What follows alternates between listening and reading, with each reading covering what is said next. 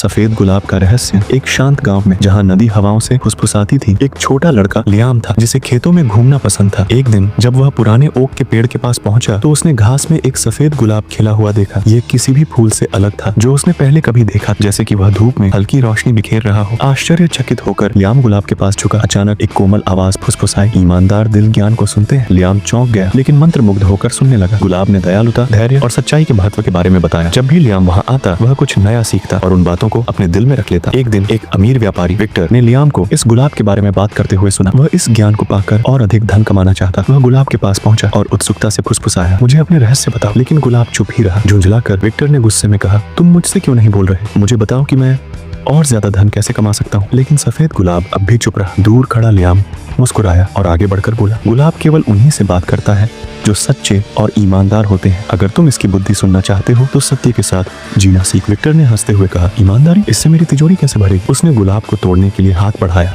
Full video देखने के लिए चैनल को सब्सक्राइब करें और वीडियो को लाइक करें। Thank you. लेकिन जैसे ही उसने इसे छुआ, गुलाब की पंखुड़ियां धूल में बदल गई। विक्टर घबराकर जमीन पर गिर गया। लियाम ने धीरे से उसका कंधा थपथपाया और कहा, सबसे बड़ा खजाना सोना नहीं बल्कि ज्ञान है, और ज्ञान उन्हीं को मिलता है जो सच्चे होते हैं। पहली बार विक्टर को एहसास हुआ कि उसका लालच उसे खाली कर रहा था। उसने उदास होकर कहा, शायद मैं गलत दौलत के पीछे भाग रहा था। उस दिन के बाद विक्टर बदल गया। वह अपने ग्राहकों से ईमानदारी से व्यवहार करने लगा, जरूरतमंदों की मदद करने लगा और सच्चाई के साथ जीवन जीने लगा। कुछ दिनों बाद जब वह फिर से उसी खेत में घूम रहा था, उसने देखा कि उसी जगह पर एक नया सफेद गुलाब खिला हुआ। जब वह इसके पास झुका तो एक धीमी फुसफुसाहट सुनाई दी, ईमानदार दिल ज्ञान को सुनते हैं। विक्टर मुस्कुराया। आखिरकार सफेद गुलाब के रहस्य को समझ गया। सत्य और ईमानदारी ही ज्ञान के द्वार खोलते हैं।